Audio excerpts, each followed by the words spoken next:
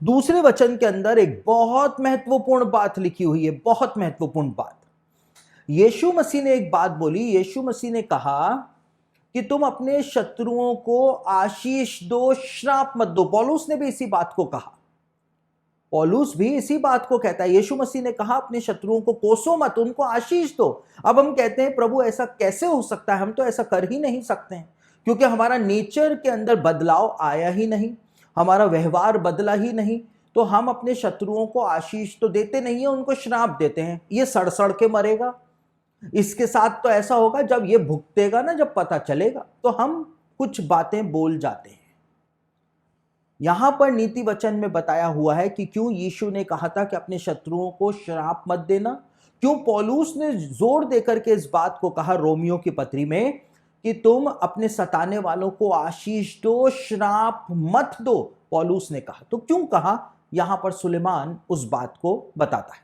दूसरे वचन में लिखा है, जैसे गौरियां घूमते घूमते और सुपाबेनी उड़ते उड़ते नहीं बैठती, वैसे ही व्यर्थ श्राप नहीं पड़ता।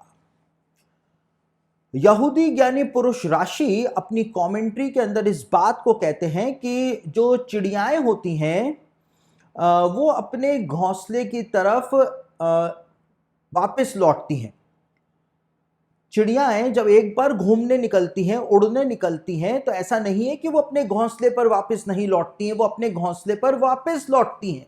उसी प्रकार से इंसान के मुंह से, राशि कहते हैं, यहां पे सुलेमान बता रहा है, इंसान के मुंह से जो श्राप निकलता है, वो श्राप भी निकल तो जाता है, लेकिन वो वापस लौट करके अपने घोंसले में आता है, अब उसी जगह पर वापस आता है जहां से वो निकला था। और इसी वजह से बाइबल के अंदर बार बार इस बात को बोला गया है कि तुम श्राप मत देना। तुम्हारे अंदर एक ऐसा स्वभाव तुम उत्पन्न कर लेना कि तुम किसी को श्राप ना देने पाओ, सिर्फ आशीष ही आशीष दो, क्योंकि जब तुम आशीष दोगे और वो व्यक्ति उस आशीष के योग्य नहीं होगा, तो वो आशीष पलटेगी और वो आशीष पलट करके वापस तुम्हारे पास आएगी, तुमको आशीष मिल जाएगी।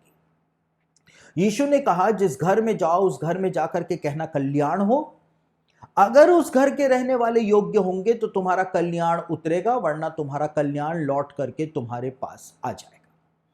अब एक और यहूदी ज्ञानी पुरुष हैं जिनका नाम है मेरी, MEIRI, मेरी। और मेरी अपनी कमेंट्री में कहते हैं कि अगर कोई व्यक्ति जिसका परमेश्वर के ऊपर पूरा भरोसा और पूरा विश्वास है, उसने इस अथॉरिटी को ले रखा है कि चाहे कोई सा भी श्राप मेरे ऊपर प्रोक्लेम कर दिया जाए, लेकिन परमेश्वर उस श्राप को मेरे ऊपर पड़ने ही नहीं देगा, वो श्राप आ रहा होगा, परमेश्वर उसको आशीष में कन्वर्ट करके भेज देगा।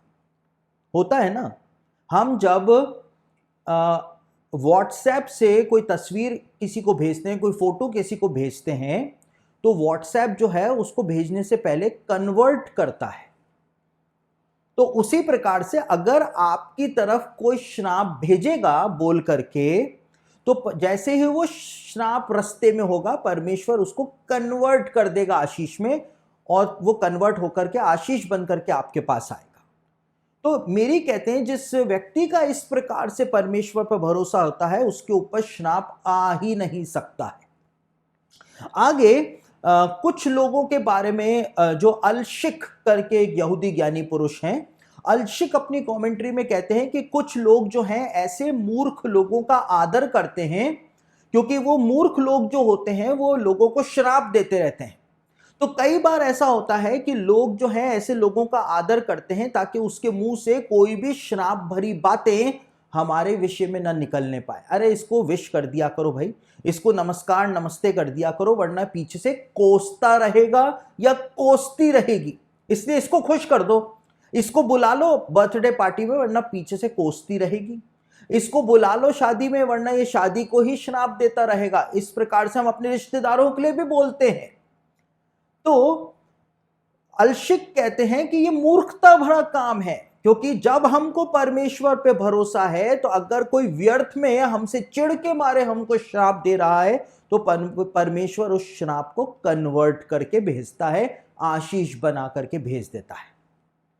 अल्शिक ने इस बात को बताया। अब यहूदी ज्ञानी पुरुष विल्ना गाओन इस विषय में क्या बताते हैं? वो इस बात को कहते हैं कि जो गौरैया होती है वो जब अपने घोंसले में से निकलती है तो वो भटकती रहती है, भटकती रहती है, भटकती रहती है। वो शाम को अपने घोंसले पर लौटती है बहुत देर बाद। लेकिन जो सुपाबेनी होती है वो अपने घोंसले से उड़ करके जाती है, फिर घोंसले पर आती है, फिर उड़ करके जाती है, फिर वापस से घोंसले पर आती है। तो इस प्रकार से उसका आना जाना लगा रहता है। तो विल्ना गाओन इस बात को कहते हैं कि उसी प्रकार से श्राप होता है। जब एक व्यक्ति श्राप को बोलता है तो कई बार जो होता है श्राप जो है वो चला जाता है और बहुत समय के बाद वो लौट करके आता है, वापस आएगा, वापस आएगा। यहां पर सुलेमान ने बताया है जो श्राप आप बोल रहे हो वो लौट करके आएगा, आप ही के जीवन पर आ जाएगा। और साथ ही साथ में यहां पर जो सुपाबेनी का उदाहरण दिया गया, कई बार जो होता है हम कुछ बोलते हैं और इमीडिएटली वो श्राप जो है, जैसे सुपाबेनी जाती है आती है अपने घोंसले में, जाती है आती है अपने घोंसले में, उसी प्रकार से आपने श्राप बोला और इमीडिएटली वो श्राप पलट करके आपके ऊपर आ जाएगा। विल्ना गाओन इस बात को बताते हैं कि क्यों सुलेमान ने ये गौरैया और सुपाबेनी का उदाहरण श्राप के साथ हमको यहां पर प्रदान किया है। बोलने वाले के ऊपर श्राप आ जाता है। और दो प्रकार के श्राप होते हैं, विल्ना गाओन इस बात को बताते हैं। पहले प्रकार का श्राप जो होता है वो ये होता है कि इंसान बहुत गुस्से में आ गया और बड़ा धर्मी है, बहुत गुस्से में आ गया, उसने श्राप प्रोक्लेम कर दिए।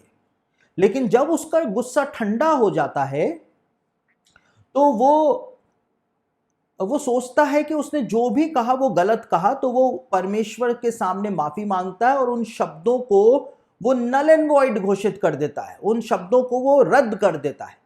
तो श्राप जो है वो रुक जाता है, वो श्राप जाता भी नहीं है और लौट के आता भी नहीं है, तो वो श्राप खत्म हो जाता है।